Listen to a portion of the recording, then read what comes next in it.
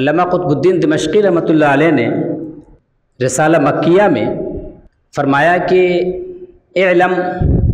ان لکل شیء ظہرا و بطنا و صورتا و معنی، ہر چیز کا ایک ظاہر ہوتا ہے اور اس کا ایک باطن ہوتا ہے، ہر چیز کی ایک صورت ہوتی ہے اور اس کی ایک حقیقت ہوتی ہے۔ اس کے بعد صاحب رسالہ مکیہ نے فرمایا کہ فمن اثبت الصورہ وانکر المعنی فہو ظاہری جامد بلید، جو صورت کا تو اقرار کرے لیکن حقیقت کا انکار کرے وہ ظاہر پرست ہے، جامد ہے اور احمق انسان ہے۔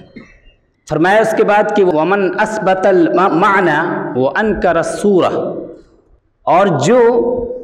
حقیقت کو تو ثابت کرے لیکن اس کی صورت اور اس کے ظاہر کا انکار کرے تو فرمایا کہ فہو باطنی ملحد عنید، ایسا شخص باطنی ہے، بے دین ہے اور عناد رکھنے والا ہے، سرکش ہے وہ۔ اس کے بعد آپ نے فرمایا کہ ومن جمع بینہما، اور جس نے دونوں کو جمع کر لیا، ظاہر و باطن کا سنگم بن جائے، حقیقت و صورت کا امتزاج بن جائے، اس کے بارے میں فرمایا کہ فَهُوَ سُنِّيٌّ صوفی سعید رشید، ایسا انسان سنی ہے، صوفی ہے، سعادت مند ہے، ہدایت یافتہ ہے۔ رشید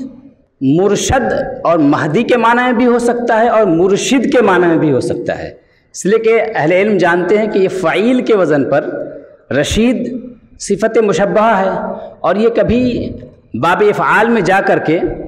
ارشاد کا معنی بھی ادا کر سکتا ہے۔ تو اگر رشید کا معنی یہ لے لیں کہ وہ ہدایت یافتہ ہے اور ہدایت دینے والا ہے،